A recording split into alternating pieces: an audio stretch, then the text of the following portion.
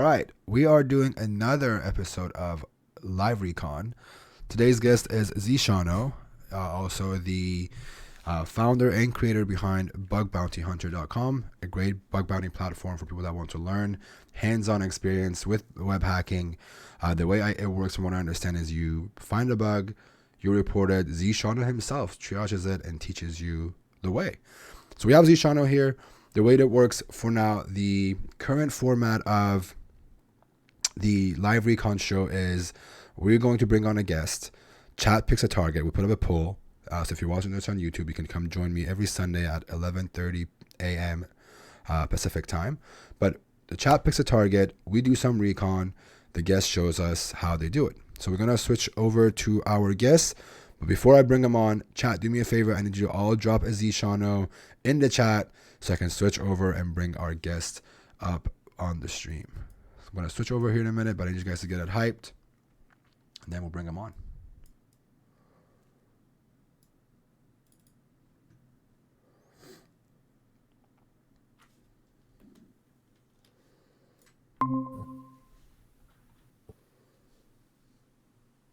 Hey, man, how you doing? Hey, what's up, man? How's it going? Do you happen to have your camera by any chance? Not at the moment. Do I need it?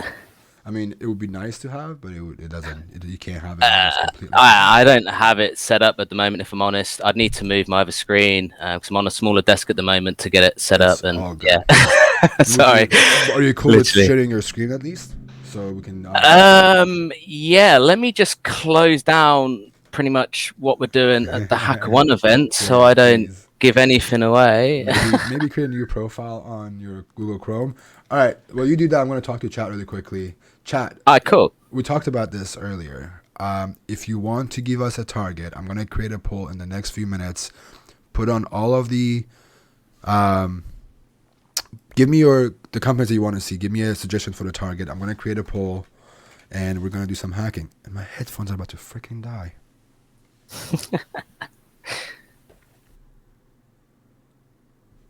My headphones died? No, not yet. All right, let me see if I can fix this. Tesla, Twitter, TikTok. I don't know about TikTok, chat. I think this died. Hold on one sec while you guys put these up. One sec, chat.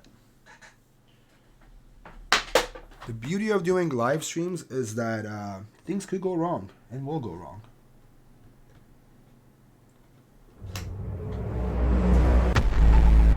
Top dog for 3 months. Thank you so much. I appreciate you so much for that 3 months. Thank you. Bear with me, chat. I'm trying to figure it out. Maybe this one? Yeah, buddy. All right, I think I made it work. Yo, my bad. I accidentally closed all my Chrome things, and You're good, obviously, all right, zseano is closing things out. Chat, let us know what other targets you want to hack on. I think everything's good. Let's make sure my burp scope isn't set up. I'm trying to get this USB into the USB port, and I can't. There we go.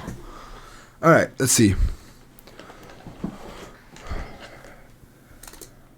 So we have Spotify, Facebook, Pornhub. Get out of here. Oh no.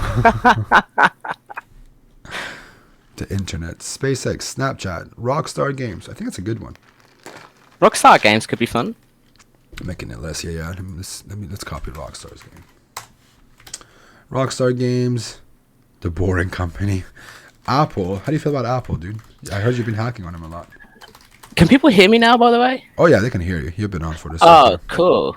I mean, yeah, I'm down for Apple because we've actually, I don't know how many, I should probably get chat open on Twitch, but for the Bug Bounty Hunter hack event things, we was actually targeting Apple recently, and believe it or not, but we was actually, so like, it's funny when you wanted me to do this recon thing with you, because as you know, I don't do a lot of recon, and I was in bed last night thinking, what am I gonna do on Ben's stream, because I don't really run many tools as such, but for me, it's recon is about understanding when to use these tools and what to do with this information. So like you can run as many subdomain scanners as you want, but it's about what you actually then do with this information. And that's what I was teaching people with the first hack event, with how we used your information and Sam's blog post with the bugs that you found, and basically took certain information from your blog post with parameters, endpoints, and ended up finding more. And we've actually got like 7 bugs now triaged Nice. from Apple just from your research.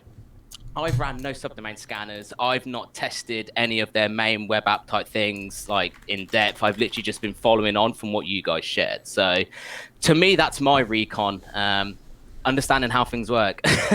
Yeah, I mean, the thing is, like, listen, man, like, you still do recon because I've seen you pull up a JavaScript for each application and go through that. You focus more on content discovery, while a lot of folks do asset and then go into content discovery. Yeah, exactly. Yeah, so let's put up the poll. I'm gonna put this up. This is such a weird poll. Does TikTok have a bug bounty program? Does who, sorry? TikTok. They want to do TikTok for some god awful reason. TikTok does, but I mean, we're gonna have to open up. It's a mobile only app, isn't it? So we'd have to open up. No, they have a they have a web stack. But hey, someone says they want you to do TripAdvisor. How do you feel about that? I don't think I'm legally allowed, if I'm honest. Yeah, let's just skip it for that. They removed me from their program and told me I can't do anything. So yeah, I mean, I don't think we can. It's all good, man. I'm just trolling. I know the background story to it, so that's why I kind of asked. I mean, Philly, it depends what people want to do recon as such. I mean, do people want to just run all these subdomain scanner type things and look for stuff? Or shall we do a recon in the sense of picking a target where somebody's got a lot of write-ups? For example, Google could be an interesting target. We could digest some Google VIP write-ups and go ahead and see what we can find on Google, potentially. So for now, the targets that I put up, it's Rockstar Games, Apple, Tesla, DoD, and TikTok. Those are the ones that were really popular. I would love to see Rockstar Games just because of the fact that it's a single app. I used to be, I've hacked a lot on their apps. But the thing is, like, they have so many micro apps within Rockstar Games that it's incredibly hard to distinguish what app is what without it being a subdomain, if that makes sense. They're not subdomains. Okay. But it's a gold mine of just reading JavaScript. And it looks like we're going to be, by the looks of it, 68% have voted for Rockstar Games. Okay, interesting. So let me put this screen right here. Let's see what's been disclosed, and there's a lot. Because the that's thing what is, I they're do. good to disclose too. They're really good at it too. What I like when I'm looking at new targets, so like I've never looked at Rockstar Games, is I create like a lead for myself based on, like, even before I've even opened Rockstar Games, run any subdomain scanners, I'm interested to know what other people have found or if they've shared anything interesting. So what I'm looking at right now is there was an open redirect 23 days ago. No information on the report, sadly, though. We'll give it a sec. Let's finish the poll. It has a few more minutes. And then I'm jumping ahead. Sorry. No. I mean, you're doing your recon already, but let's give it a sec. And then once this is done, I'm gonna have you share your screen if you don't mind, and we'll take it from there. I'm trying to get my chat to pop out, but I can't figure. What happens if I find a bug accidentally? Hopefully you don't. You're gonna try and you're gonna do your best to not find a bug accidentally. And if you do, we're gonna take the screen down and we're gonna go cry in a corner together. Okay? Okay. All right. I'm gonna try and ignore some stuff that I would test to do then as such. Yeah, that's a good idea, man. That's a good idea. That's a good idea. All right, chat. How is this poll doing? It looks it's an easy decision. 63% has said Rockstar Games. Do we wait for the poll to be over, or we just get started? What do you want to do?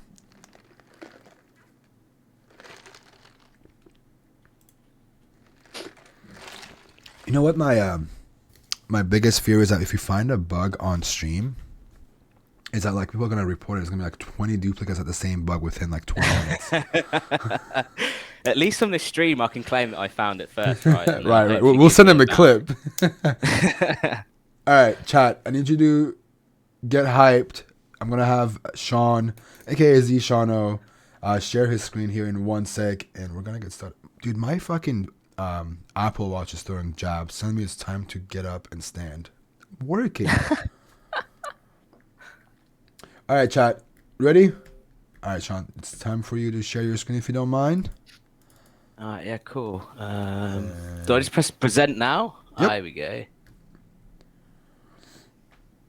Okay. Can we hack Nahamsec's Apple Watch now? Please make it stop throwing jabs, dude. All right, cool. Can you see my site, my computer? Yes, I can see. All right. Normally, I don't hack in Firefox, but I don't want to change a load of stuff on Chrome with what I've got and give away targets as such. So yeah. Okay. Fair enough. So yeah, like I say, so basically, if I'm picking a new target, so like I say, I did this with Apple. Admittedly, I didn't do it with TripAdvisor, but with the way you hack, it's something you pick up your own flow over time. Do you know what I mean? When I was first hacking on HackerOne back in 2015, 2016, I was reporting stuff that I didn't have any clue about, and you kind of pick things up over time, don't you?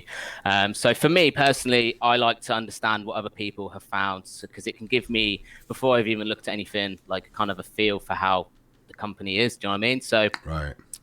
I've already read some write-ups from Rockstar Games from previous times, so I know that they're vulnerable to a lot of XSS things, open redirects. So basically the basics of basics. So that says to me that, well, let's just go check out how the main web app works basically and log some requests, because that's my second thing. I mean, instantly before we've even clicked anything, can anyone else see that in the corner where we've actually got return URL? At the bottom, yeah, at the bottom. Yeah, like instantly I'm like, okay, potentially what can I do here? And well, I need to sign up. But that's then when you kind of work. I watched a really great film, Escape from Pretoria, or however you pronounce it, with Daniel Radcliffe, where he escapes from prison based on a true story. Okay. And there was I can't remember the exact quote, but he was saying that you basically work your way from the inside out. So I've seen that there's a return URL, and I also saw this redirect here. It happened very quickly. I have got burp running. So there was also this request. So there's the return URL. So I want to see what happens with that. But I want to basically see how the site works normally. So when I actually log in, so I can see here that we've got connect, authorize, and return URL. If I actually log in, is there going to be any sort of like token exchange and what have you, and then work my way back from there? Do you know what I mean? So yeah. So like, do you usually, is that your first go-to thing? Is like look at the sign in and sign up flow when you approach a target? yeah, like literally, a lot of people will say they look for just one bug type and they do their subdomain scanners and things like that. But for me, this is their main public facing web application in production. Lots of people use it. I want to literally get to know how their actual website works, parameters, how basic common vulnerabilities they're potentially vulnerable and things like that. Right. Because then when I do my subdomain scanning and things like that, I know what that data is used for and where this comes from, etc., etc. You know what I mean? I can make more sense of the data, basically. Right. So yeah. Okay. So let's sign up, I guess.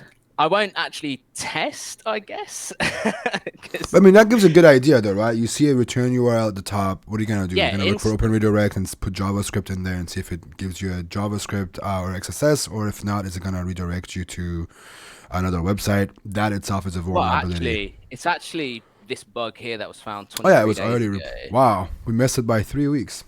So this here, return URL, yeah, but then that says to me as a hacker, like, well, how was it fixed? You know what I mean? Right. There could be a bug. That's why I don't want to test it live, because there could be a way to bypass their patch here. Like, so how about this? Let's do this. Why don't we push this to a repeater? All right. And instead, don't send the actual request, but let's say if there is a whitelist going on for, you have to have Rockstar Games in that return URL. What things would you try for? And do me a favor. Okay. Do you know how to zoom in? I'll walk through what I was going to test for, babe. What would I test for, basically? 1 second, Sean. Do you know how to zoom in on burp? No. How do you do that? Can you go to your user options tab? Yeah. And then go to display. Yeah. And then make the font size at the top 16 or 18. No, that's way too big. Yeah, 20 maybe. Yeah, there you go. And then go to change font right there. Right there. And then make that also 20 if you don't mind. And then let's pop back into repeater. That should do it. There we go. Cool. Everyone see that? So what my thought process is. So one, do they care about it being www dot? Okay. So can I put literally whatever I want there, and are they going to accept that? Because that says to me, first of all, if I did find an open redirect, it wouldn't have to be on their main production server, like I mean www dot Rockstar Games. Don't think they reflect it back. See, I'm literally just instantly going But to yeah, test do it. me a favor. Don't press don't press OK next time or go next time. All right, so yeah, so I would test the subdomain and see basically how that's being reflected, and if they're trusting it. I would test certain characters, so hashtags, question marks, backslashes, and I would try that in various different encodings. So, do you know what I mean? I'd try, what is it, 5C, I think it is, from my head. And then, do you know what I mean? You could try that in also double encoding and things like that. I would try to see how their parser works. So are they looking for a complete domain there, or can I use relative URL? So if I type /nahamsec, would they say, okay, I'm going to redirect to nahamsec because by default the browser's going to have the domain as Rockstar Games, isn't it? Do you know what I mean? So in that case, how's their parser work? So if I had one forward slash and then I encoded it with 2F and then another slash, that's one of my payloads that I always find seems to bypass open redirect filters when it's when they're only accepting relative redirects, and it ended up redirecting to your domain. So you'll be able to put that. Do you get me? Okay. Yeah, absolutely makes sense. I'll then also see how are they handling after. So can I put a period? Can I put encode and things like that? Can I use the trick? I believe it only works on mobile phones, where you can use the weird, what is that, character backtick character thing in subdomains, can't you? Somebody used it in a cause bug, I remember. I've personally never found it as a redirect as such. Interesting. Okay. So yeah, that'd be my thought process for that, and see how it works basically, and working out how they're filtering that. But obviously, I'm not going to test it right here. So you pretty much are testing things before and after the subdomain, while Yeah, double encoding or encoding special characters and understanding the logic behind whatever is in place of yeah. this. Okay. Do they care about it being HTTPS or HTTP, or can I put like literally zseano and then like, do you know what I mean? Because a lot of Yeah. people, a lot of companies don't care what it starts with, sort of thing. And then that's based on how the redirect happens. Potentially, you'll be able to get some sort of, do you know what I mean? Be able to be redirected to some JavaScript and get XSS, etc. Is there a lot of times when you look for these return URLs and like you can actually break the logic, from a previous bug, for example, or like, is there a high chances of you being able to break it again, even though it's been reported before? Um, it it can be 50-50, really. It can honestly depend. Sometimes it can be really easy, sometimes not. I mean, sometimes they literally, let's say for example, I've had sometimes where I've reported an open redirect and they've only just fixed the hashtag value, so then I literally use a question mark and then it works again. So in Got some it. cases it can depend on the team and who's fixing it, and yeah. Okay. So do you think it's a good investment of doing this? But my question is, have you automated this? Like, do you have a list of these that you can throw into Intruder and just look for the return, the um response code? Not personally, I don't like automating anything really, because I like to really understand how it's working. And I mean, like for example, the HackerOne event, a lot of people have said that they're struggling to find some bugs. It's a hardened target, and that's because if you go and run some tools at it, you really won't find anything. But once you Right. actually understand how the web app works, you will realize very, very vulnerable. That's kind of why I don't like just chucking and spamming around trying to look for a. I will look for return URL elsewhere, but that's after I've got a complete feel for how the site's working, and I can look at my lists, my parameter notes, and I can see, for example, they're using return URL, cancel URL, return URI. You know what I mean? I've got a big list of all the common ones that have been used. Then I will chuck them in Intruder and start looking around to see if they're used elsewhere and things like that. That's Interesting. only after I've got a complete feel for how the site's working, because at the moment, my knowledge of how Rockstar game works is I don't have any knowledge. Do you know what I mean? Right. Right. And Okay. that's also why I don't look for one bug type, because chance of finding XSS here probably slim, but the chance of finding some sort of OAuth token leak quite high. Do you know what I mean? Yeah, But you're going yeah. to miss it if you're just looking for one bug type, basically. Fair enough. Okay, so let's go. Let's see what's next. So we talked about open redirects, which is really, really valuable because I see those return URL parameters almost in every site. It's just a matter of knowing how to fuzz for it. Yeah, basically. So I'll sign up. We'll use a securely generated password if anyone wants to hack me. Not zseano. Stealing that from Not Naffy. Shoves. Yeah, I'm gonna take you off the screen. If it needs you to go to your email, let me know. I can just take you off the screen for a sec. Yeah, cool, no worries. Just let me So know when. usually I kind of just pause things and see what happens because they're asking me to do a capture, right? But how do I know the request to make the account hasn't actually already been sent? Do you know what I mean? It might just be, and it might actually be nothing. So I can see they've sent my date of birth off. They're not a minor. Really good check there. But yeah, apart from that, nothing interesting. Obviously, we've got the GraphQL thing. So again, instantly as a hacker, you start thinking, I don't know if this is just burp 1.7, but you can see here they sent the options request, right?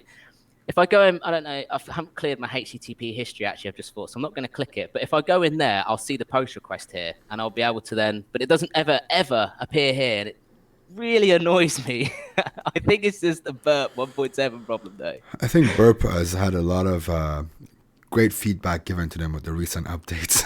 That's all I'm gonna I say. think I need to probably update. But yeah, so I'm going to sign up because nothing's happened. So which ones are the correct way? One of them, apparently. Well, this is a fun capture, isn't it? Right. They're getting very creative with the captures, dude. I've already got an account, apparently. 1337. Why is it gotta be 1337, dude? I wonder. What do you mean it's not? They're telling me it's not valid. All right, so do you know what we do here? Because they're obviously telling me it's not valid in client side. So what we're gonna do? We're gonna check and see if we can do it through Burp. Yeah, I'm just gonna move this to my other screen so I can see it. Fair enough. Forward. Account take over your own account. Hey, but while you do that, big shout outs to I think Rob was the person that just rated us. Thank you so much for that incoming raid. I appreciate you so much. This one. So what they seem to be doing is just a client side check. So I'm actually going to modify it on the fly here in a minute. So in Burp Suite, you're gonna modify the request and make zseano at wearehackerone.com into zseano. Yes, so I'm going to encode it. We'll see what happens. So as you can see, wow. Yeah, so again, as a hacker, it says to me that anything that you like, a lot of Rockstar games potentially be just doing client-side checks and won't be like server-side checks. So yeah, I mean, there you've just found, it's not a vulnerability, but I'm already getting a feel for how they're basically handling things and what I'm going to find on here. Do you know what I mean? Yeah, it's a good indication that they're probably doing stuff client side, not server side in a lot of cases, right? Yeah, so just checking what's happening here. So at this point, and this is a bug on Barker, I would revisit the sign-in forms because as you can see here, you've got return URL when I'm logging in, but I visited these when I didn't have an account. Now you have to think about user experience. If somebody who's logged in revisits the register form, you don't want them to be able to re-register, so you want to send them elsewhere. So that's usually why you'll see a lot of developers will have return URL because it's for user experience to control the user to where to be able to be redirected to, etc., etc. Do you know what I mean? Right. So at this point, like I say, I'd simply try revisit the URL. I'd also probably clear this one, and we'll see what happens. So you can actually see it actually did just it simply did just redirect me. So if I put /nahamsec there, is it gonna sense? There you go. It does. Okay. So you can see there, and when I'm actually logged in, revisiting that does something. Whereas if you visit it when you're not logged in, it wants you to log in, etc., etc. So this is where I'd start hunting to see I don't want to. It just in case it's vulnerable. Right. But it's a good indication, But right? It shows you like, yeah, it's something's happening here. Like, I mean, look, you can see here. There's my code, and there's the return URL. Is there any way I can potentially leak this code to nahamsec? So this is again where I'd start testing around. I'm not going to, but I would. chat, if you want to go for it, go for it. But it's a really good place to like, it's muscle memory, which okay, I see this thing, I've seen it vulnerable a million times before. Chances are it might be vulnerable. Yeah, Let's go fuzz. I mean, all websites pretty much work the same. I mean, you'll either log in and they'll simply trust your username, email, and password, log you in, job done. A lot of times they have some sort of token exchange, which is then used for, let's say they've got some sort of other domain and they don't want you to have to re-log in. That's why they have these SSO tokens and OAuth tokens. So you can simply press log in and the token is exchanged and you're logged in. You haven't had to re-enter any of your information. It's all for user experience, but you can take advantage of that and chain an open redirect to leak that basically. Would you report an open redirect right away, or would you sit on it? It can, in my opinion, it depends on your situation. So $50 and $100 to some bug hunters is a lot of money. And if it's a lot of money to you, you need that money, then by all means, go ahead, report it. Whereas if you understand that like server-side request forgery or leaking OAuth tokens and that, if you understand that and you want to go, then by all means go try for that and try get the bigger bounty. But if you feel completely out your depth and you accidentally found this open redirect, you can't get it to do anything and you need the money, then yeah, in my opinion. Fair enough. Okay. So yeah, that's literally, I'll test to see basically. And also, I believe, didn't somebody actually find OAuth leak, I believe. I mean, there's another open redirect there for a Facebook OAuth token theft. Wow. You've got a DOM-based XSS via the return URL parameter, which we actually just found. So that would say to me, I actually need to go back and see how they're actually handling return URL. And this is also where I'd start doing basically kind of what I do a lot of Google dorking. So it says I've seen the return URL parameter a few times now on Rockstar games. I can see a report here that it's vulnerable. So I would literally just want to ask Google, well, what do you have indexed for this, basically? Right. Because Google is always crawling around. So here we go. We've got it's a lot. Yeah, and we've got so you've got the logout form link to this is basically where I would now.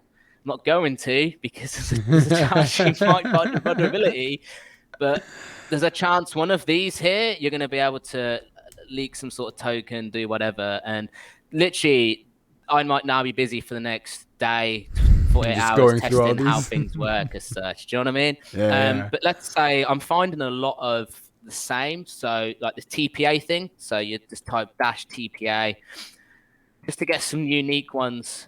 So Life Invader seems, I don't know what that is. And also one thing is always scroll to the bottom and tick this to repeat the search with omitted results included. So yeah, you've got create memory. I just basically kind of see what happens here. Yeah, for people asking in the chat, the -TPA that he just did, if you missed it, it means it's gonna exclude anything that has that TPA endpoint in it or that folder or whatever it was. So he's excluding it because it's repeating and repeating and we don't want to see it anymore. So I've gone down to 9 unique results, whereas if I go back to it, I've got the robot. You do that real quick. Big shout out to 916 Junglers for 1 year. Thank you so much, man. I appreciate it. Yeah, so, okay. Oh, no, it's because I haven't omitted the results. So you got 3,380, and you can see if you go over to the pages, most of them are literally the same. The TPA coming back. So, yeah, they're literally just changing the client ID and the return URLs, undefined. And yeah, to me, it's nothing interesting. I know what the TPA thing is, so I don't want to see it anymore. Do you know what I mean? Yeah. And you just go exclude it to make your life easier. Yeah, basically. So yeah, I would spend time basically kind of seeing how that works, and if anyone finds a bug, well done. If you do find a bug, give zseano a shout out on Twitter, let us know you found something because of the stream at least. My hacker senses in me says that there's something here. That's what I'll tell you. So another thing as well that I would note down is they've obviously got this privacy thing here. So your profile visibility, I would go ahead and test to see if these actually do work. So if you Yeah. set it to me only, can you access it somehow? Do you know what I mean? Because Make if you another can, account maybe, there's an or issue. hmm. Yeah, exactly. Make a second account and try and interact with it. But for now, I'm just going to leave everything public. Do you use is burp a big part of your testing? Yeah, I literally just use burp altogether. So this is probably potentially vulnerable to cross-site request forgery. I mean, if they're not validating the content type, and that can be anything like text plain, then it'll be vulnerable. I'll take that off screen and we'll have a little test. Okay. So you might be able to update everyone's privacy. No. So if you do text plain, it says unsupported Content type. resource. So we'll try text HTML. No. And then if you have no content type whatsoever, then it just tells you there's an error. But so yeah, that's not vulnerable. But that would also then signal to me that have they done that for every single JSON endpoint post request that they're sending, or have they only done this because somebody's reported this bug and they're like, we better validate this. Do you know what I mean? So you're So there might literally be one going out through there. every single endpoint and trying the content type with different things. Well, it's just well no, but so like the reason why I saw this is when I'm literally just looking at requests, so I can see this is a request when I updated my privacy. There is no mention of any cross-site request forgery Right. token anywhere, is there? So that says to me because I mean as a developer, I'd be like, well, how are they validating this request? How are they going to prevent somebody else from submitting this request for somebody? And what a lot of times you'll find, I mean, I found this on one of the UK government's websites where it should validate that it's an application JSON, but they don't. And you could submit it in an HTML form. For example, if you go center a pizza and you can go on generate. So you can see here, it sets the input name to your JSON endpoint, Right. to your JSON payload, and that's how it managed to get through. And the fix is to basically validate that is actually a JSON content type coming your way. But like I say, have they only done that because somebody's reported that to them, or because there's no cross-site request forgery token anywhere? Like I say, has somebody seen that as well and reported it, and they've only added that because they've been reported that, and it could be vulnerable elsewhere. Do you know what I mean? Right, right. Okay. I don't test with that. I mean, I've always just generated it and seen if it worked, but I've never just, I think it's easier to change a content type than just creating the POC and seeing if it works. So Yeah. So that's a very valid point. You should always test for what is it? Application. It's application www. So you should always test for application / wwx Yeah. form encoded and also text plain, because I won't mention the target, but a target, we actually found some bug where if you actually add on your form, so you'd have form action, whatever, method equals post, or you could have a get. And then if you type ENC, and then you can just, what is it, text plain? Yeah, something like that. Okay. And then it will set the content type to text plain. So, for example, when you're testing this content type, it might not allow the application one, but it might allow text plain. And in that case, then you can get it through, and then you have yourself a bug. Interesting. Okay. Very good. Cool. So what's next? So we talked about CSRF and how the different things we look for. We talked about the privacy things, but now let's talk about Rockstar Games itself. So where are we looking first? My first point of call would be to how are they handling when I update my user information. So when I update my password and email and things, because that's where there should be the most protection, right? There should be cross-site request forgery. There should be some sort of token sent. There should be something happening, right? That should have protection. I shouldn't be able to just edit my email and, it's vulnerable to cross-site request forgery. So I kind of want to go to the most secure place first to work out, okay, well, what actual security have they got here? Are they making some sort of request elsewhere to grab the cross-site request forgery token before it's updated? In which case, potentially, I can use that later on for some sort of XSS chain, etc., etc. Right. Okay. So in this case, first of all, we're not on rockstargames.com. We're on Social Club. So we're on a completely different domain now. So we have, again, this code seems to change. So I've not even tested how their login flow works and how this code is handled as such. But what I noticed just from using the site is when you logged in on here and it redirected, this was the code for Rockstar games. Okay. But when you visited the social club, there was the whole announce login thing, and then there's a complete different code. So it would say to me that potentially, even if you was to able to leak this code, it potentially wouldn't be able to do anything. That's without testing it. That's just from my initial thought process. That because this code is different every time as such. You know what I mean? Because it was different here, and then I've logged into social club. So even if I was able to leak this, potentially it wouldn't be able to do anything. So that's just me getting a feel for the site. You know what I mean? It might be fully vulnerable, but at this point in time, I'm just wanting to get a feel for how the site works. So let's update our information. So we can actually see that it actually hasn't let me add a plus there. Actually, just added it like this. Interesting, yeah. Does it let you? Damn capture.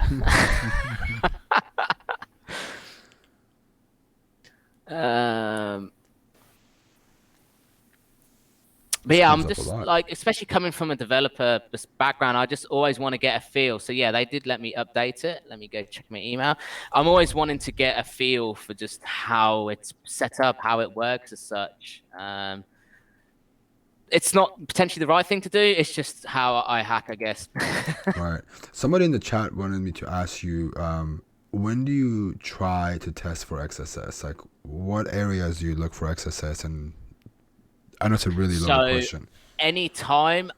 So first of all, obviously you've got lots of URLs here with parameters, seeing if any of these are reflected. So let's find, so we've got this profile, we've got email cookie. What does this email cookie do? Because when every single website will take some sort of get parameter or post parameter in whatever format, right? And then they're going to do something with that parameter and that value. So are they simply taking this email cookie value and doing something server side?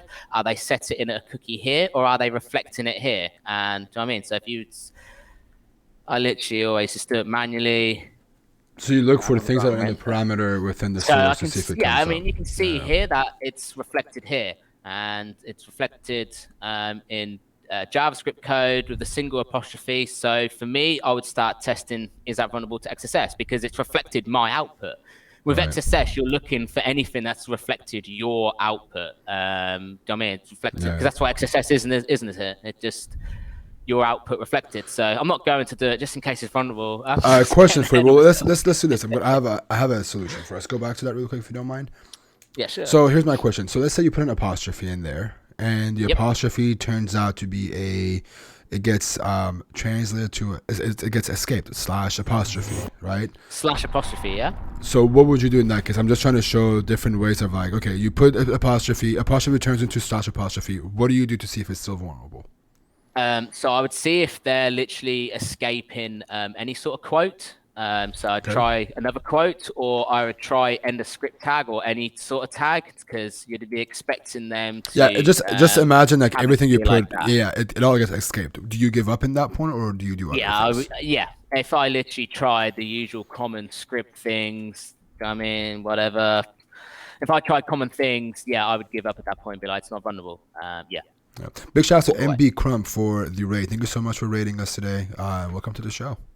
For people joining right now, I have zseano, the founder for Bug Bounty Hunter, and also one of the top hackers that I know. I have the pleasure of calling him a friend. He's showing us how he would approach a target and how he would look for vulnerabilities. And we're looking at Rockstar games. Before you say this is illegal, we're not actually exploiting any vulnerabilities. We're throwing out theories and things that we may or may not do. So before you come out and tell me this is illegal, we're not doing anything illegal. Carry on, Sean. No worries, no problem. We can see here that they were actually only caring about the plus sign in your email in client side when registering, because it seems to have not cared. I haven't received an email to say that it's been updated, but it tells me it's been updated. I mean, usually you receive some sort of email funky to tell you, don't you? You should, yeah. I mean, I don't know. some people would actually potentially report that, wouldn't they? And that people have actually received bounties for that. But Yeah, I mean, it's kind of expected, in my opinion. But yeah, I don't it's know. just one of those things that you want to. It's either you shoot your shot, right? If it works, you Yeah. get paid. If you don't, then you get an NA. It's just a risk. So that's where I kind of just click around as such. I know it sounds weird, but like I say, I want to get a feel. So if I sign up, how are they handling my sign up? Am I via a user ID? So I've just signed up. They send the request to mailing list subscription, subscribe true. And we can see here that this time there is a request verification token. Nice. So this Okay. time it's still a JSON request, but there's a request verification token, which was completely different to wherever it is here. But at the same time, signin.rockstar games is completely different to socialclub.rockstar games. So, and I know, and a lot of hackers should know, that request verification token is a commonly used header. And I'm trying to think what it is used for. I don't know. It's used on, it's not Laravel. ASP.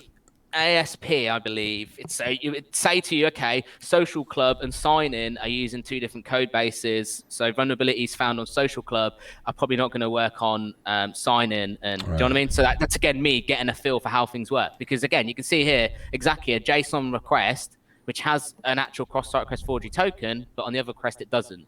So Right. then, to me, I would check: are they actually caring about this? Do they actually validate it? So I'll take it off screen, but I would basically delete the request verification token, and I can see here you get forbidden.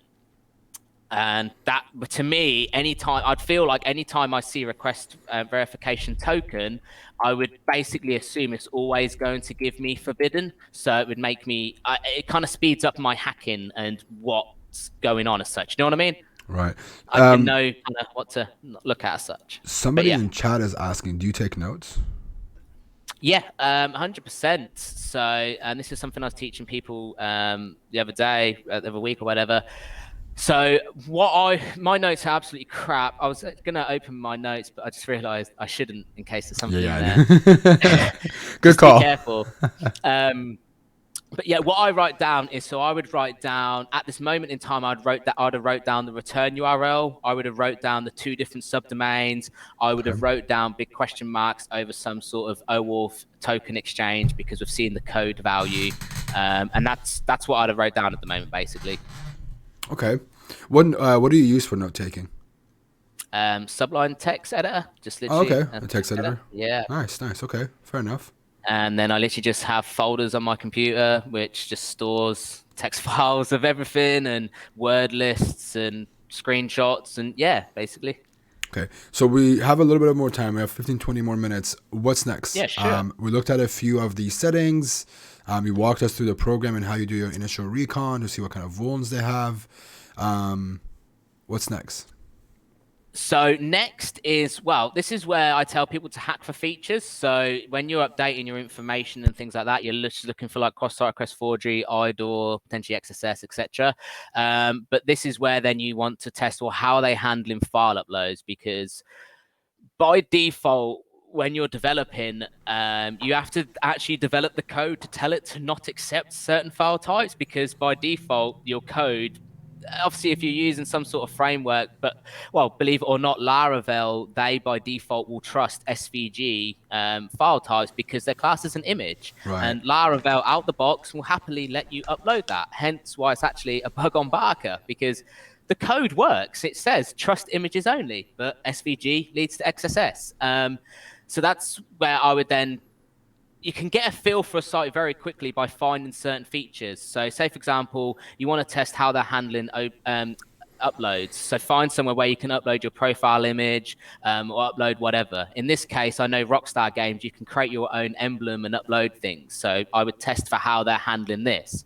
If you wanted to easily go test for some sort of server-side request forgery, instantly go for like their developer panel. Like, for example, people always find SSRF with webhooks on developer things and things like that. Whereas you're not likely to find SSRF when editing your profile, for example. Do you know what I mean? Yeah, So yeah. absolutely. One second. So we have 424 people in the chat watching right now. Wow, that's a Chat, lot of people. do you mind dropping us a hello or an emote so we know you're not bots, just to keep zseano and I going? I want to make sure that we're not getting.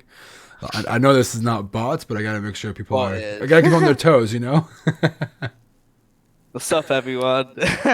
How real is everyone here? Pretty real, man. Pretty real. It's crazy.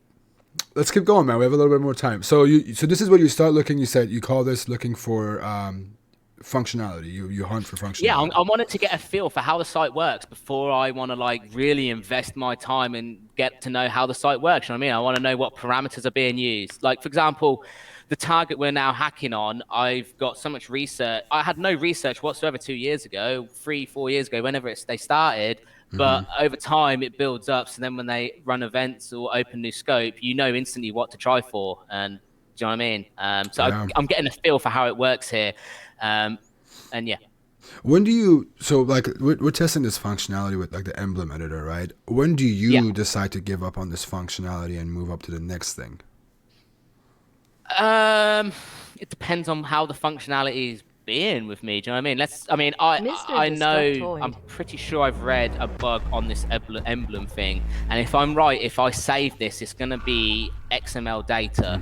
So Nice. again, as a hacker, you'd start thinking, okay, well, what can I try to do with XML here? And I would move on when I feel like I've tried absolutely nothing. But if I'm getting interesting behavior, so some sort of internal error, some sort of error code coming out, or something interesting happening where I'm like, something is here, that's where usually potentially I'll ping somebody and be like, hey, man, potentially something's here. What do you think? Or I'll just simply note it down for myself. And then when I'm feeling burnt out or I feel like I've tested absolutely every single feature, I can revisit my notes and things that I struggled on. And I can be like, right, okay, actually, I didn't think about trying this. And do you know what I mean? I go at it again as Right. such. There's lots of bugs that I've completely given up on because they're just simply not vulnerable. Yeah. Okay. So let's say this is not vulnerable. You found vulnerability, whatever. What are we gonna look at next? Are you just gonna go down pretty much every functionality? Do you have a way you like organize that? Every single functionality. I want to know how every single thing works, and that's why it can take months and months and months to actually make it work, like and understand how things work. Because well, there's so much, isn't there? Do you know what I mean? Yeah. And yeah, it takes me ages. Like, how do I flip this? I'm not sad. Then you gotta go down there. You found one. Yeah, this literally, it doesn't really look like a face, does it? His nose is a bit. It kind of looks like a face. I this I like I say, I don't care in my opinion too much about what Rockstar Games has got out there. I want to know how their site works. I know it sounds weird, but I'm not necessarily looking for a bug right now. I Okay. might stumble across one, but I'm wanting to get a feel because if there's lots to play with, if there's lots of parameters and there's things that are interesting, and as me as a hacker, I'm like, this is interesting. I'm motivated and I want to keep going. Do you know what I mean? Right. And I want to enjoy the process as such. But that's where I get a feel for how things work, note things down, and in all honesty, it's not let me down at all. Yeah, I mean, that's how I'm finding bugs now on Apple thanks to your research, and that's literally I've ran no tools whatsoever. I've literally just been following your research and what you guys told us you were playing with, and yeah. It's awesome. I mean, I mean, I have friends saying the same thing, saying that the thing that zseano touches on, which is gold, is going through the program's old activity thoroughly. Oh yeah, 100%. And that's a There's really good place of getting. gold. Yeah, it's a really good place of getting like a Look, sense of what they have. Yeah, another 3 years ago, there was blind SSRF. How do we know that they haven't rolled back that code? Or maybe they've reintroduced it. Maybe the person who fixed that then actually left that company. Somebody else has come along and they've made some updates and reintroduced it. You don't know. I mean, there was another SSRF. So, Yeah. I mean, the other thing is like not even not getting rolled back, but also how do we know it was fully fixed and it wasn't like one of those bandit fixes, right? yeah, exactly. Like, you know what I mean? Yeah.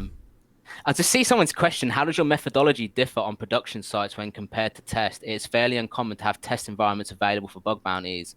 But I think that's why I'm quite lucky to be a bug bounty hunter, because I don't have to worry about any of that. I get to just hack on whatever they let me hack on. I mean, the thing is, like, I think the rule of thumb is, like, if you think you're going to bring down the site, maybe don't do it on a production you've got to site. be responsible. I mean, I even have that on Barker. Like, what you're testing on, like, the payload you're sending, you can test safely. So if you're testing some sort of blind SQL, you don't have to cause their server to sleep for like 15, 20 minutes. You can just do a 30-second sleep.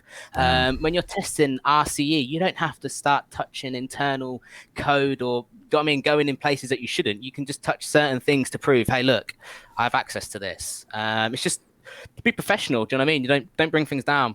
And another thing as well, very common, is clearing up your XSS payloads. A lot of people will use alerts. I do it myself as well, but you should actually go ahead and remove your payload after, especially if your stored XSS is somewhere public, just in case somebody finds it. And if you want to leave it for the analyst to see, then you should use a console log and tell the analyst, hey, look, check your console because it's logged something in there.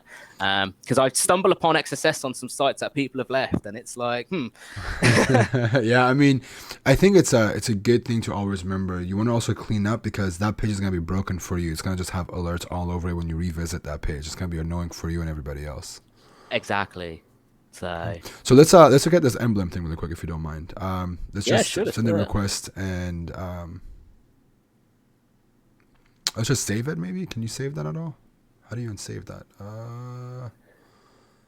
Maybe down below somewhere. No idea. I press on create new, but it's just going to create me a new one, isn't it? Oh, right there. So in the bottom corner it says download. I think if you push download, it's going to give you the generated file for it. On where? In the bottom left corner of that panel that you were doing. Right there. Oh, here we go. Save. Yep. All right. If somebody's watching from Rockstar Games, how is that like obvious to us? Like, what is this? Where's the big save button? You're supposed to. It's a scavenger hunt, dude. Oh dear. So you push that, it's gonna generate something for us. It's sent it to save, it looks like, and it's an SVG and post64. To me as a hacker, my first thought is, one, you've got emblem ID. Is one, can I modify anyone else's emblems? And same with parent ID and crew ID. Can I potentially chuck my emblem in someone else's crew? Do you know what I mean? That's literally just the first thought. Uploading malicious SVG data, which I would presume they made some sort of proof of concept with SVG where you can load internal images if you know where it's linked at, I believe. Yeah, I'd go from there, really. And let's see what it responded with. So that's base 64 decode that and see what it is. So for this one in particular, now that you see it's sending something in post, and it's a base 64 SVG data, what would you test for? Well, I know it's SVG data. Well, first of all, I'd see where they're storing that SVG, because if they're storing it on a Rockstar Games domain, then I mean you can get stored XSS. But yeah, I'll basically see how they're handling the SVG, because it's, I wouldn't say it's XML code as such, but I'd potentially chuck some XML in there and see if there is an XML parser behind it, because you never know what might happen behind the scenes with that. Tell me why you want to do XML. Tell me why you want to know if it's an XML parser, and for people that don't know why. You what, sorry? Why? So I'm asking the question, like, why do you care to see if there's an XML parser in the back? Because if there's an XML parser in the back, then we'll be able to get XXE. And SVG files will execute XML code.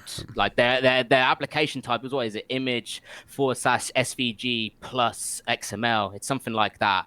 So you can have XML code in the SVG. So when their parser thing says, okay, hey, here's your SVG image, when it gets to your XML code, it might say, this isn't SVG code, this is XML code, and something else executes. And if you've got some sort of XML code in there to tell it to send a ping back to your server, that's where you'd get the ping back when Let's it's look at executed server side. let's throw this in the decoder in burp studio if you don't mind. Just look at what the SVG looks like. Just you know, to kind of talk about next steps. Yeah, sure. Potentially.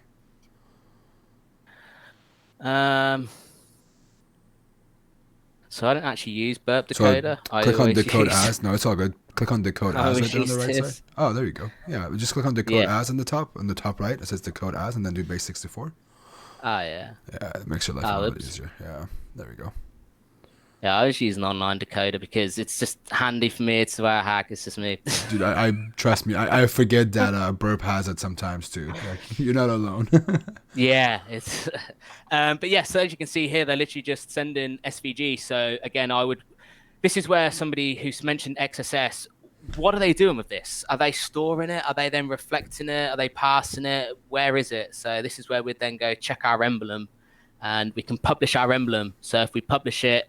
I want to see basically where it goes, what happens, where is this? What have they done with this? Because we've given it to them for some reason. Do you know what I mean? Right, absolutely. So we can see here as well, by the way, just from checking my requests, we've got feed MD token, and potentially there could be a cause bug here because you've got allow origin and allow credentials. But not only that, but if you had XSS, you could potentially use this to chain it in to do something else. Not only that, but we also have WebSocket URL here. So you've got WSS. And then we also have a subdomain. Again, I'm just thinking out loud here, but they've got the word prod in there, which is short for production. And when companies always say that, it's always like to you as a hacker, like, oh, what is on here? What's here? If you change that to dev, do you manage to interact with their dev server? And yeah, like I always say to people, absolutely, down the rabbit hole you go. I mean, it's also like extending your attack surface too. When you see a prod, you change it to dev, staging, QA, UAT, whatever, right? That gives you more to poke at. Yeah, exactly. Like, and that's also then when, with me dorking, where did that request just go? So I'd literally go ask Google, well, what do you know about this domain? Because they might know something about this domain. I've got a bunch of subdomain scanner things. So I don't think, Google doesn't appear to have indexed it at all. But this is also then when I would go to GitHub. I'm obviously not. I don't think you can search on GitHub without being logged in. But this is where people always push code to GitHub. So you search for certain subdomains on GitHub because some developer may have pushed some code for it, and you never know. And then also don't forget to go check Wayback Machine because you never know what Wayback Machine might have on this URL as well. There might have been some sort of this domain might have been published a couple of years ago, and there might have been something on there, and they queried it, and they stored it, and they've got a copy of it, and yeah. Let's do this for the last thing. Let's. I want to kind of, because I know you're really a big fan of doing Wayback Machine and looking for old assets. Yeah, massively. Let's look at Rockstar games on Wayback Machine, if you don't mind, and just kind of do that as a last bit for today's stream, if you don't mind. Yeah, sure. Just so I want to understand what your mind. What goes through your mind while you're looking? This would be where I would run the tools Wayback URLs. Because believe it or not, a funny story why I actually used Wayback URLs is because of TripAdvisor. Kudos to them. So if you look in their robots file, look at all these lovely endpoints. Wow. Yeah, lovely, isn't it? So I was like, I've got a genius idea. Let's go on Wayback Machine and grab the last 7 years worth of data for their robots.txt file. Jesus Christ. And using that, I found 7,000 endpoints. Then using all of the vulnerable parameters that I knew were vulnerable, I managed to find like 30 XSS, easy peasy, just because there probably is some still stuff out there. But yeah, look at, they've been logging since 2001. 2001, and there's a lot of data in there. And keys to the kingdom, in my opinion, with doing your recon discovery on TripAdvisor. Yeah. If we look from 2001, hardly anything. We look now, lots. Yeah, before we dig into this real quick, Sean, before we move on to the Wayback Machine, someone wants to know about the SVG thing. I think we answered this already, but Cephadine says, ask him if an attacker can encode the XSS code with base 64 and inject it to the SVG script. Is it possible? It like I say, it depends on what they're doing with it. So XSS will only be possible if they're storing that SVG somewhere on a .rockstar games domain, and then you visit the SVG file and executes, or when you publish your emblem and somebody visits it and your SVG code has been reflected there. Do you know what I mean? Right. Because if you actually take the SVG code, wherever it is, so if you actually take this and you go somewhere like JS Fiddle.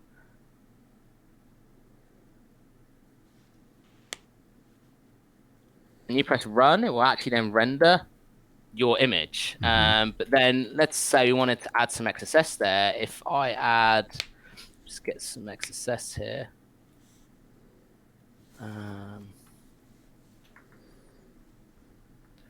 So we've got that SVG there, but let's say we had this SVG. So it's still SVG, but we've got our HTML in here. And if you was to run that, that's just, I mean, but it's still the HTML.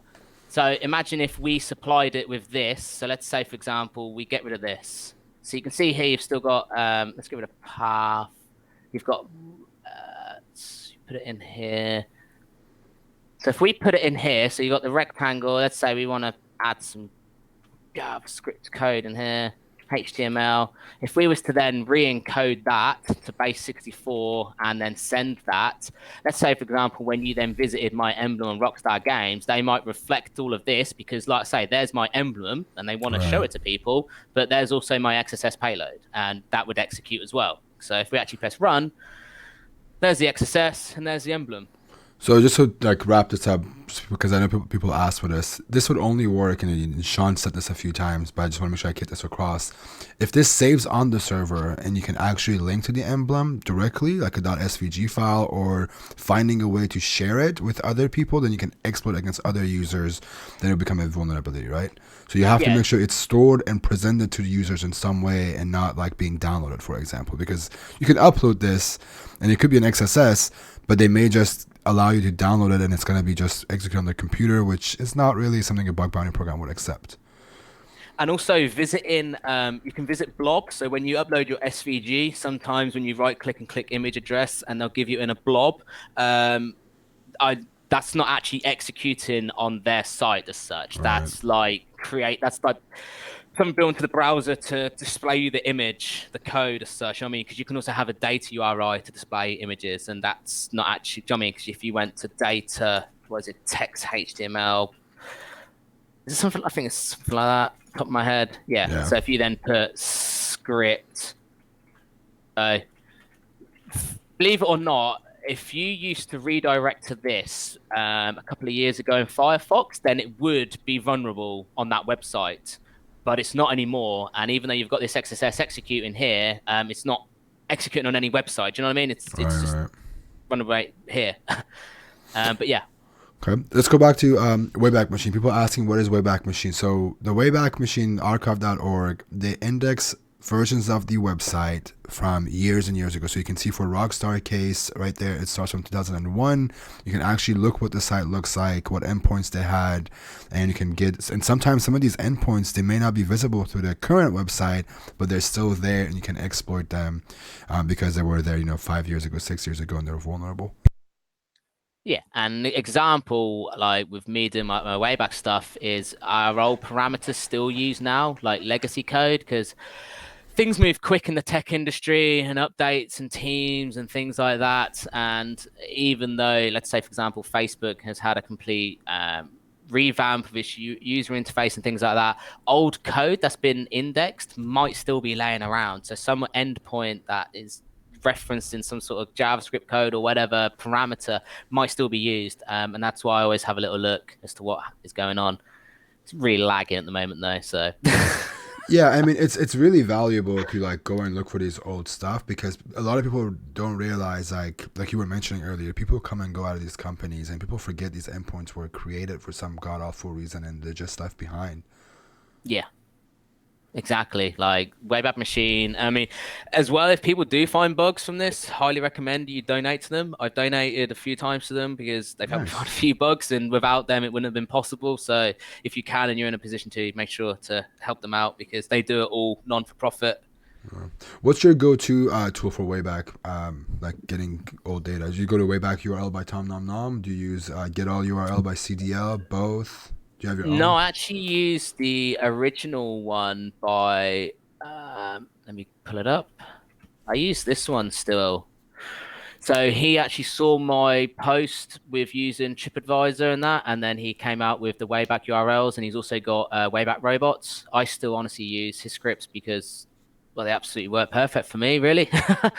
So Is he's that got the Wayback That's robots. not the person that wrote directory search, right? It's the username looks like the same almost. I feel like Um, maybe not. Maybe I could be wrong.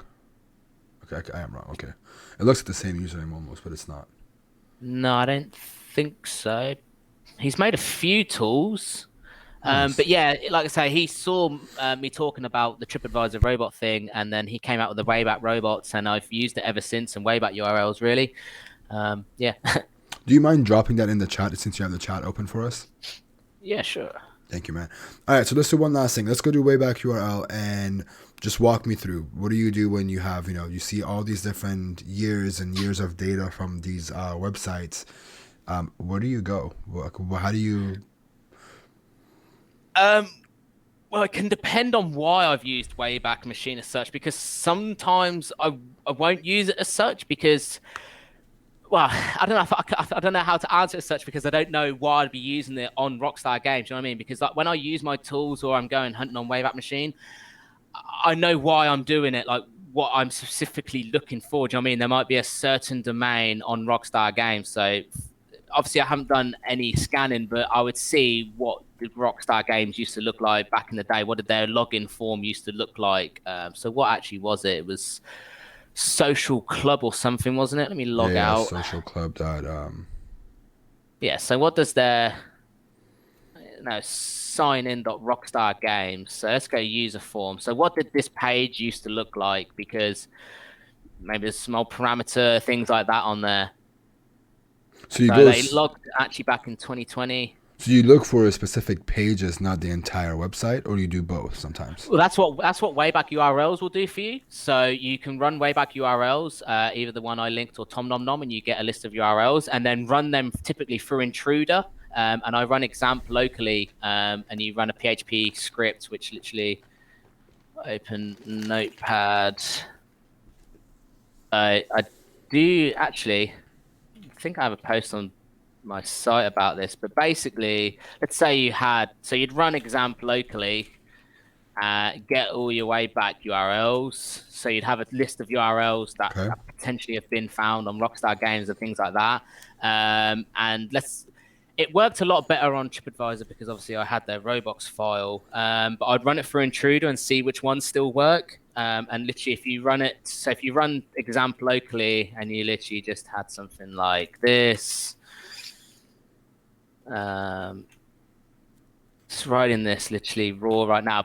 And then let's say you run example locally and you literally just visit redirect URL and send that to Intruder, and then run the list of URLs, and it will visit your local endpoint, which will then simply redirect onto it, and then you can start mask repping and seeing what's what in Burp Intruder, basically.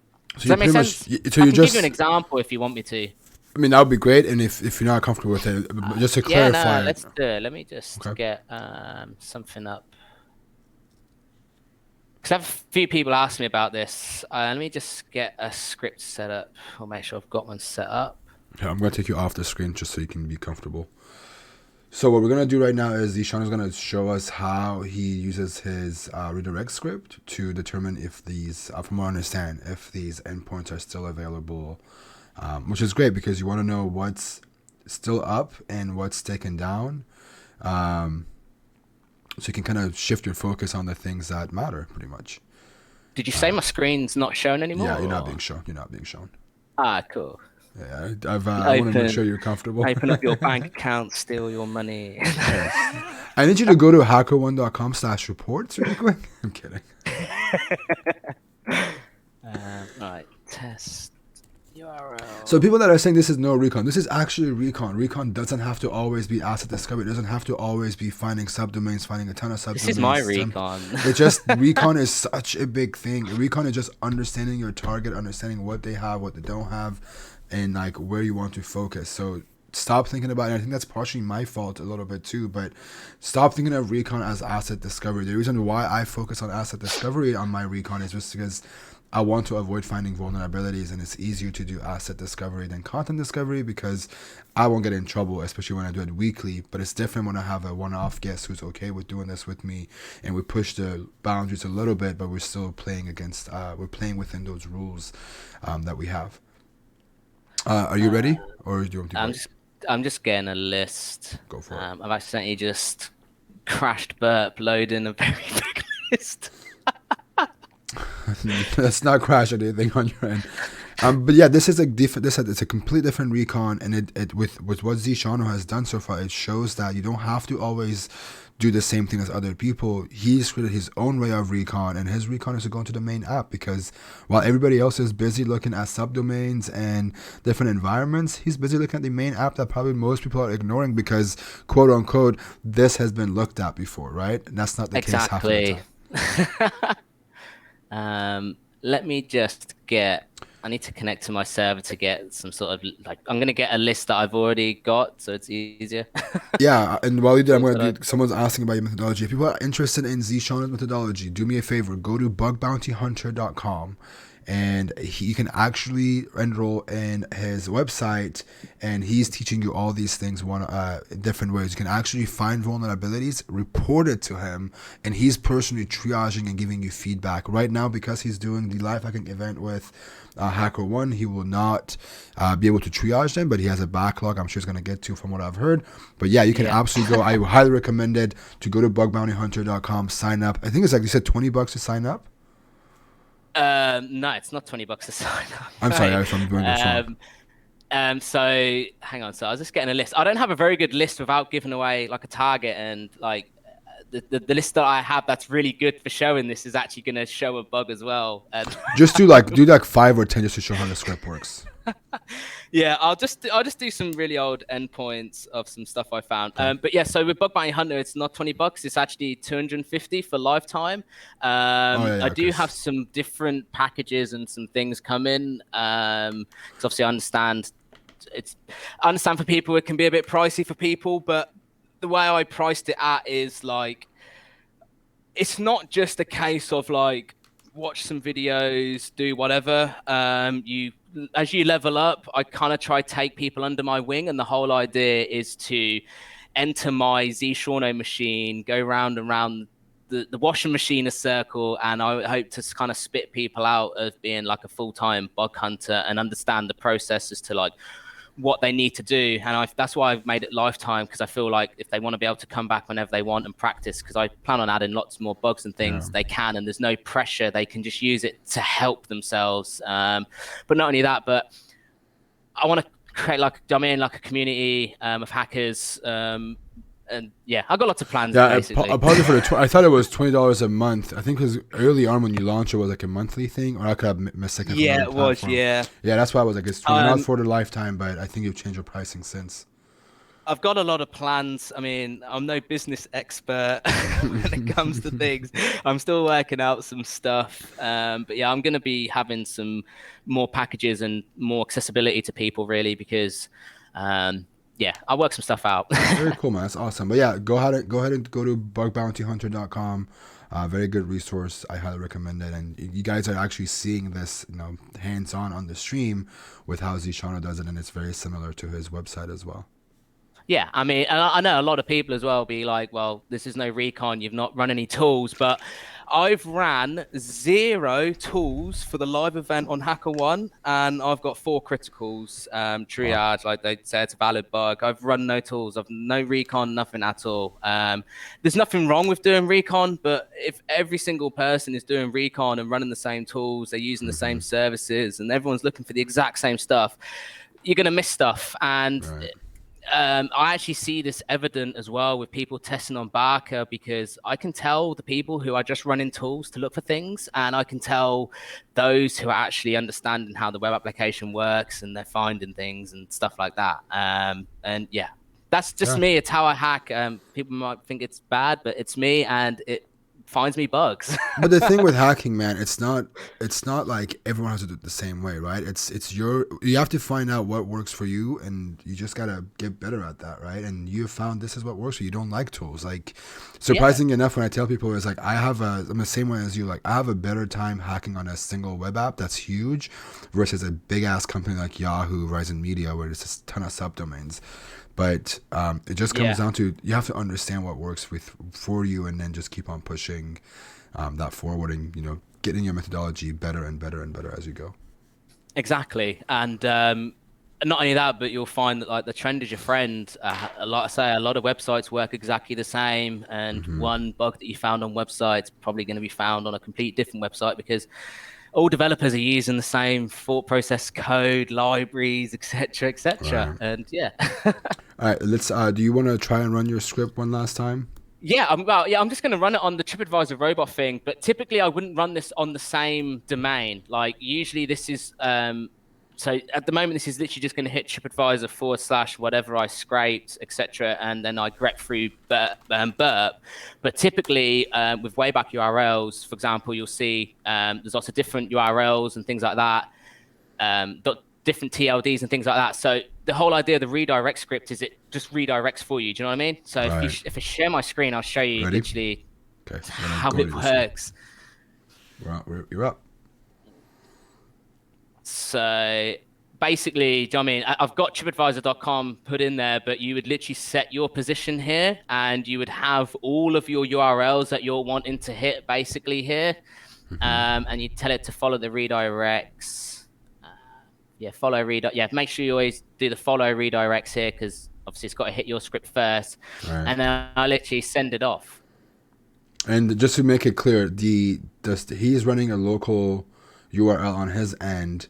That script is on his end. All it does is it takes these and redirects them. So he's made a redirect script on his Yeah, local so if machine. I And pull the code, so it's literally nothing special. It just literally takes the parameter and redirects to it. But I'm wanting. This is, like I say, I've not looked at TripAdvisor for a very long time, but I'm hmm. able to work out from my old data. So let's say TripAdvisor said, "Hey, Sean, come back and hack on us." Let's Right. say I wanted to use my old data. I'm instantly able to find which endpoints still work on TripAdvisor. So we've got saved flights, search, Ajax, and do you know what I mean? I'm getting a feel for what's been removed, what hasn't been removed, what's working, what's not working.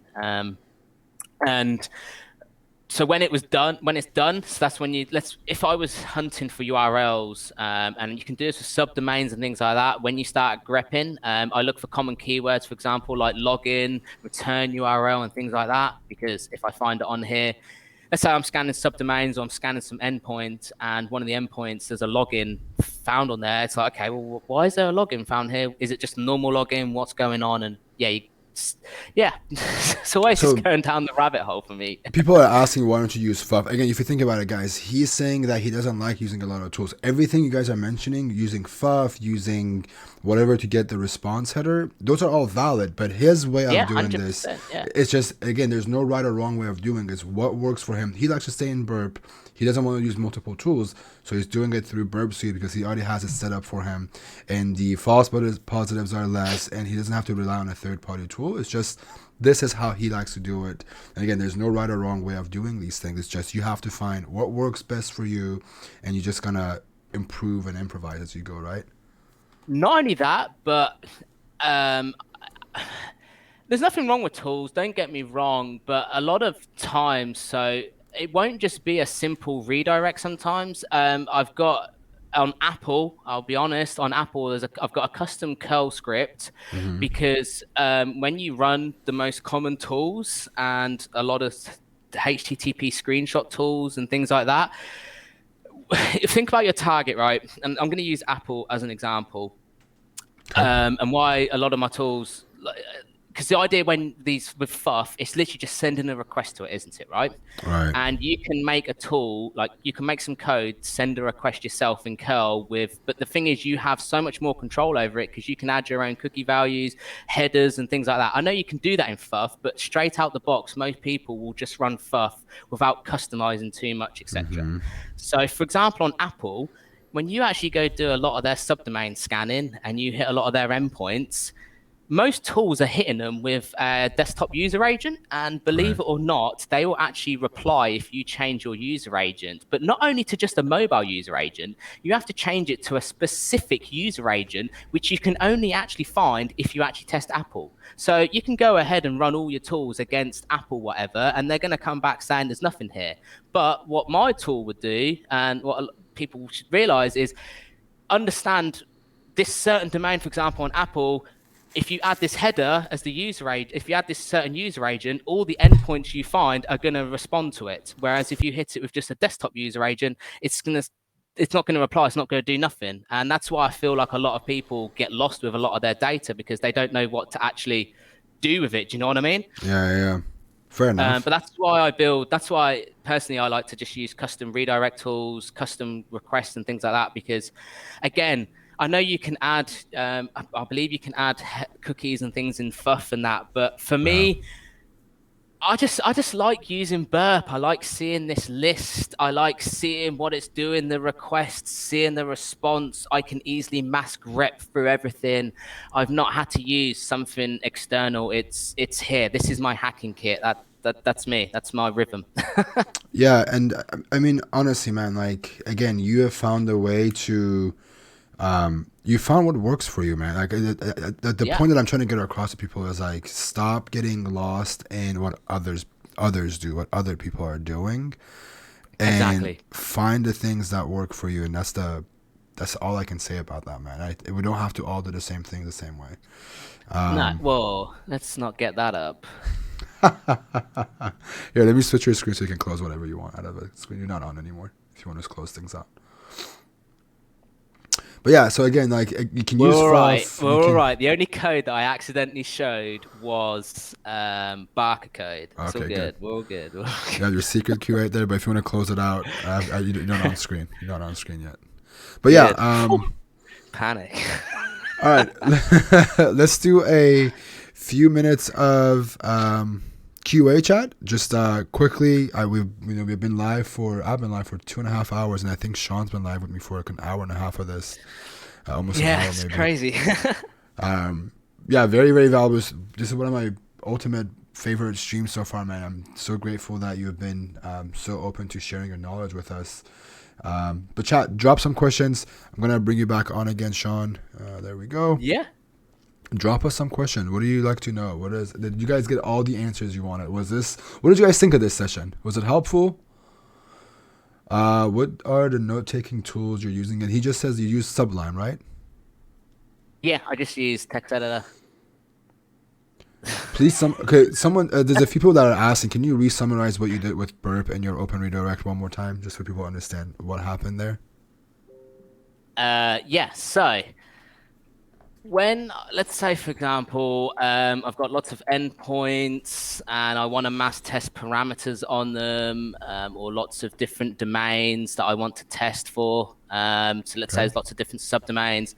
Then literally all my redirect script does is, you can see if I go on burp, intruder, position. So I've got literally my b.php script set up to take the URL parameter and simply redirects to it. And yeah, it just redirects to it in burp, and it enables me to easily see the response, see what's going on. I can grep for it. It enables me to mass test parameters across different endpoints and things like that, subdomains. Yeah. There is a guide, I believe, on Bug Bounty Hunter. Yeah, there is. I did write one. So I wrote this a while ago for everyone. So this literally just sums up what I do. And that's So you on can see Medium. here Nice. how I'm testing all of Yahoo's different domains. Like I say, there's probably tools out there to do it, but for me, I just like hacking in burp. I like keeping everything in burp. It's just how I hack it. Okay. Somebody says, I don't understand this question, but someone says, what do you do when you put in a payload in a cookie? You get a 200 OK, but you still don't get desired response and the vulnerability is not revealed yet. Example, you know there's a vulnerability, but you can't put your finger on it. Wait, say that again, sorry? Yeah, I don't understand the question now. What do you do when you know there's a vulnerability there, but you can't fully exploit? I think that's what they're asking. Well, it can depend on what it is they think is there as such. Like, what are they trying for? Like, I'd need more context really on what it is the test like. Well, they're testing on as such. Want to know if we can get zseano again tomorrow and the day after that. So I'll bring, since this is a big request, I'll work with Sean to see if we can bring him back on again when I come back from my break. Because again, this was really, really cool. This was, awesome to have him on here. You're doing also a talk at NahamCon, right? Yeah, I am. I need to get that recorded for you. But yeah, I'm gonna kind of teach people and kind of not give them homework as such, but kind of give them like something to do for the next 12 months. And I want people to kind of hopefully use the information I give in this talk to go away for the next 12 months and do it and come back and tell me how many bugs and what you've done really. That's the kind of to help people. Yeah, that's the plan. Fair enough. Well, hey man, I want to say really thank you so much for being on here. Thank you so much for taking the My invite to pleasure. come on here. This was very, very cool. Thank you so much for sharing your knowledge with us and being so open. And most importantly, thank you for everything you've done for the community, whether it's with bugbountyhunter.com or your tweets, mentoring folks. But yeah, everybody, if you see on the screen, bugbountyhunter.com, head over there and show them some support, sign up, and you will learn a ton. I vouch for it myself.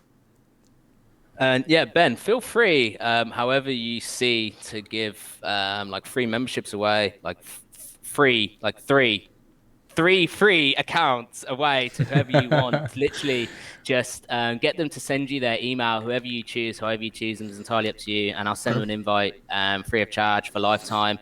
And I'm also going to be giving away lots of them on your conference. So. Cool. Well, how about this? I'm going to drop a thank you tweet after we get offline. In that tweet, I will mention how we're going to do the giveaway. We'll do 3 giveaways thanks to Sean offering them. I'll throw them on Twitter. I'll tag Sean himself. So if you don't follow him, you can go follow him as well. So just head over to twitter.com/nahamsec.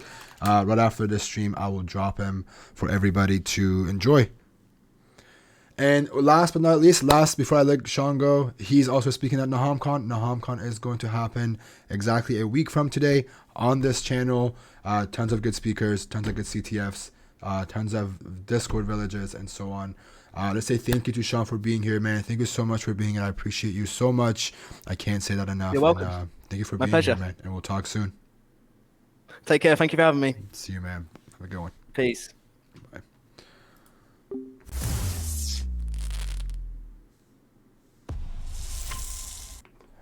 All right, that was it. I just want to say quickly, thank you guys so much for being. This was an insane stream. There was a lot of people watching. I think we almost had 500 people, which is freaking insane. I'm going to go ahead and go offline. I did the math wrong. I think I was going to raid into the Ultimate Hacking Championship. If you're not familiar with esports hacking or hacking esports, I'm going to drop a link in here. You guys should definitely give them a follow.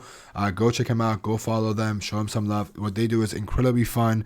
They are actually showing everybody how to hack. Like, you can watch people approach a live target in a form of a competition. I highly recommend it if you want to get some more of these. So you can actually watch people hack live as they go. If you want to go check them out, I highly recommend it. I wish we could raid them earlier. I wish they were going live earlier so we can raid into their channel, but unfortunately they're not going live for another hour or so. But I do see someone is doing OSCP training. They're a brand new streamer. I think the channel is... Yep, the channel is English. We're gonna go raid him. Listen, there's 300. Don't leave. If you want to leave, leave after we raid. But do me a favor. We're gonna go into this channel. He has 5 viewers, and we are the #1 channel on Twitch, science, and technology right now. We're gonna go raid in and push him to the top of the list. I want you guys to get loud. I want you guys to support. Say what's up to him. I will see you all here maybe tomorrow. Depends on how my work goes. If I get a chance, I'm gonna be here tomorrow. But otherwise, I will be live on Sunday for NahamCon. If you want to come hang out on Discord, I'll be around. If you want to get if you want to purchase the course, here's my course. You're more than welcome to grab it. It's going to be 60% off for now. Other than that, I love you. Thank you so much for being here. Thank you for all the new followers. Thank you to everybody that rated me today. Thank you for all the new subs. I appreciate you guys so much. I can't say that enough. Thank you so much. I'm out. I love you. Take care. I'll see you all soon. Peace. Sell it, just says, and just check the MD5 and then